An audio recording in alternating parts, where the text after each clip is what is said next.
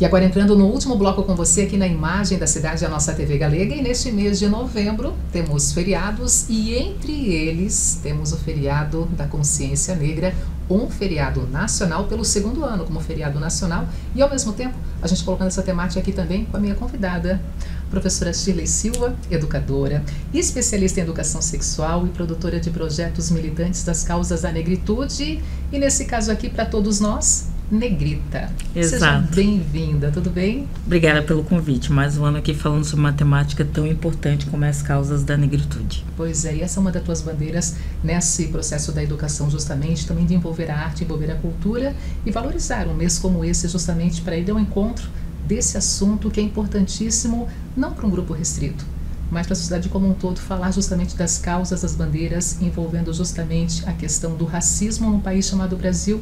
Esse assunto ainda é muito preocupante, né? Sim, é uma demanda bem grande da nossa sociedade, né? Principalmente a gente aqui em Santa Catarina.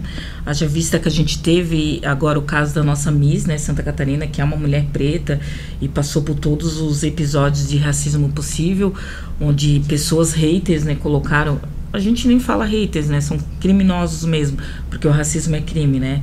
E colocaram na rede social dela, ela recebeu várias ofensas de que ela não representa Santa Catarina por ser uma mulher preta. Então é importante a gente falar isso não só em novembro, mas a gente falar no ano inteiro, né? Eu, especialmente, que sou educadora, estou 25 anos na educação, eu tenho essa preocupação de estar passando para meus estudantes, estar falando sobre a questão não só cultural e artística, mas toda a resistência, toda a luta do povo negro, das mulheres negras, para que a gente possa sair dessa questão de vitimismo que muitas vezes a branquitude nos coloca, que a gente nunca se colocou nesse lugar, mas como potências, né? Essa nova geração que está vindo, a geração que é a geração dos meus irmãos, da minha sobrinha, são gerações que já têm outro letramento racial, então já sabem que são potências e já tem tudo encaixado no sentido de saber que vão além da sua cor, não se limitar por essas questões que são perversas e que nos atingem de forma bem gritante, que é não só o racismo estruturado, mas o racismo no globo geral, assim, quando a gente fala sobre essa temática. Ô Negrita, e a tua camisa hoje aqui, ela estampa justamente, né, uma bandeira muito importante. Numa sociedade racista, não basta não ser racista, é necessário ser antirracista. Interpreta para nós essa frase, por favor, no teu olhar. É porque a primeira coisa que eu estou falando no sentido da negritude é o racismo não é um problema de preto, não é um problema de nós pretos, né? O racismo é uma coisa de branco, nós sofremos o racismo. E é difícil as pessoas compreenderem isso porque elas acham que é toda hora nós que temos que fazer esse enfrentamento. Eu sofro racismo todos os dias. Eu sou uma mulher preta de Blumenau, da região norte, nascida e criada, e a pergunta que eu mais respondo nessa cidade é de onde eu sou. Entende? Então a gente criar uma sociedade antirracista é que o meu tom de pele não seja algo espantoso, não me atrapalhe profissionalmente, deixe chegar nos lugares que a minha competência me permite, né? E que hoje em dia eu tenho vários atravessamentos por causa do meu tom de pele. Obviamente, né? O meu tom de pele, o machismo e todas essas demandas que tem na sociedade. Mas eu, enquanto mulher preta, nascida e criada em Santa Catarina, eu sou atravessada todos os dias, todos os minutos. Eu tenho que provar 10, 20, 30, 40 vezes mais que eu sou competente. E eu sou competente. E às vezes eu chego em locais, e hoje em dia eu estou atravessada por locais de poder, e que as pessoas não conseguem aceitar. Mas como que uma pessoa preta pode ser inteligente, ou como que ela chegou aqui, ou ela tem algum padrinho ou não. Então, quando a gente fala de sociedade antirracista, é aquilo, Denise, a gente se dá a mão, você enquanto mulher branca e eu enquanto mulher preta, a gente saber que somos diferentes.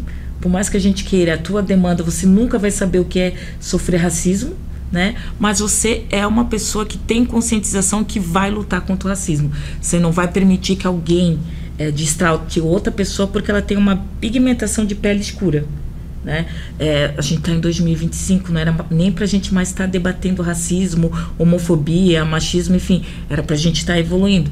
Nós estamos aqui em 2025 debatendo essa temática novamente. E essa entrevista aqui é para a classe adulta, para os pais, para os tios, para os avós, porque, como você mesmo mencionou, muitas vezes as crianças não veem mais isso como diferença. As crianças não percebem isso porque justamente olham para o ser humano como um todo. Aquele ser humano de luz, aquele ser humano, aquele amiguinho que é especial para ela. E não muda porque a cor da pele também é diferente. Exato, exato. Esse é um trabalho para a nossa sociedade, principalmente, eu sempre estou dialogando para a branquitude, né? Eu tenho o dever, enquanto mulher branca, educar o meu filho a ser antirracista. Eu não posso ter um filho que olhe para as particularidades do mundo, para a pluralidade do mundo, pessoas pretas, pessoas trans, pessoas PCDs, e ache isso esquisito ou estranho. Esse é o meu dever enquanto mãe, enquanto pai, enquanto família, enquanto sociedade. Novamente, vou fortalecer aquela fala que eu falei no início. O racismo não é coisa de preto, o racismo é coisa de branco. Eu sofro racismo, eu enfrento racismo, eu sou resistente ao racismo, mas obviamente, né, a gente cansa. A gente faz um trabalho bonito nas escolas de esse letramento racial, mas é importante que as pessoas também façam isso. Tem diversos livros hoje em dia, tem Djamila Ribeiro, que tem um livro maravilhoso e prático de ler. Aí nós temos outros autores mais complexos, como a Carla Aketiete, que é um pouquinho mais complexo, mas extremamente interessante. É a literatura negra brasileira, uma escritora negra brasileira. Então, tem vídeos, enfim, não tem mais desculpa para dizer, eu não sei. Ou as pessoas sentam e falam para mim, então me ensina. Não, é nosso dever. É teu dever enquanto mulher branca, é meu dever enquanto mulher preta, mesmo eu sofrendo racismo, eu não ser homofóbica, eu não ter xenofobismo, porque a gente vive em sociedade é plural. E a sociedade pode, de repente, pensar duas vezes se eu para te chamar de negrita, ao invés de professora Shirley? Tem esse medo, esse receio, de repente, justamente numa forma em que eu coloco assim, naturalmente, a nossa conversa aqui, é a negrita que está do meu lado, mas tu sente também, por parte da sociedade, algumas pessoas ainda, de repente, um receio que poderia estar te ofendendo, poderia estar te magoando ou cometendo um crime? Não, é que as pessoas sempre me perguntam, como é, né, ou para uma pessoa preta, como é que eu te chamo, de preta ou negra? Chama pelo nome. Né? O meu apelido é negrita, eu adoro meu apelido, eu me apresento como negrita. Eu gosto muito de falar negrita dessa então forma. Não tem problema nenhum para mim. Mas quando você vê uma pessoa preta, como é que eu vou te chamar, de preto ou de negra? Chama pelo nome. É muito simples, entende? Falar com a Denise não vai ser a branca. Exatamente. Assim como, por exemplo, tem uns meninos muitos meninos pretos têm um apelido de negão, mas são apelidos que eles têm, eles aceitam, que nem o meu apelido. Eu adoro ser chamado de negrita, eu não tenho problema nenhum, e acredito que a maioria dos pretos também não. A questão do apelido porque nós pretos, principalmente na educação ali, ensino fundamental 1, ensino fundamental 2, a gente sofreu muito racismo de questão de apelidos. O teu cabelo é duro. E outras coisas assim extremamente perversas que quando você é criança e adolescente, você não sabe trabalhar com isso. Por isso que hoje em dia as pessoas ficam assim, eu te chamo de preta, posso te chamar de negrita, porque tem todo esse histórico, né, do racismo, do letramento racial, das palavras racistas que a sociedade ainda serviço de preto, denegrir, que são palavras racistas. Então, gente, quando eu vejo uma pessoa, seja PCD, seja preta, seja uma mulher trans, eu chamo pelo nome. É simples, é básico, entende? Eu não tenho que ter esse olhar de diferencial. O meu apelido é negrita? Qualquer pessoa pode me chamar de negrita que eu vou responder. Mas tem pessoas que preferem ser chamada pelo nome e é assim que a gente tem que ser tratado. Shirley, negrita, por que o campo da educação? Para investir também a tua carreira profissional? Depois a gente sabe que teve um grande direcionamento para a arte, para a cultura, mas educação em primeiro lugar. A educação, nós educadores acreditamos que é uma ferramenta de potência, é a ferramenta que pode transformar o mundo. Nós temos um projeto que se chama Olá com D, que a gente faz oficina étnico-racial em escolas públicas, com ensino fundamental 1, com ensino fundamental 2, em que a gente trabalha com oficina, porque aí são oficinas de 3 horas, e que a gente leva não só somente a questão da cultura, da arte, mas a gente leva principalmente a história do povo preto de resistência e luta. Porque, por exemplo, eu quando era estudante, eu aprendi que o povo preto foi escravizado, o povo preto não resistiu, e a história é outra, né? Principalmente hoje em dia, quando a gente fala na questão da negritude, a gente fala, não foi escravizado, foi sequestrado, ninguém quis sair da África para vir para cá ou para os outros países, ninguém nasceu para ser escravo. Os meus ancestrais foram sequestrados e escravizados, mas em todos os momentos resistiram. Em todos os momentos. Então isso é você se apropriar da sua história. É isso que a gente fala que é letramento racial, né? Quando a gente tem letramento racial, eu sei da minha história, eu sei aonde eu vou, e eu sei da minha negritude, sei de todo o passado, histórico, isso, aquilo.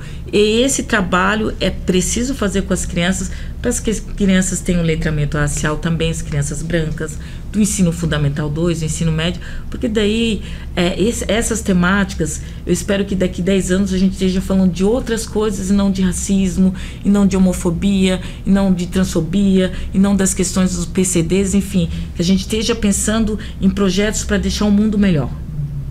Para todos. Para todos. Para todos. 2025 foi está sendo um ano muito intenso para você?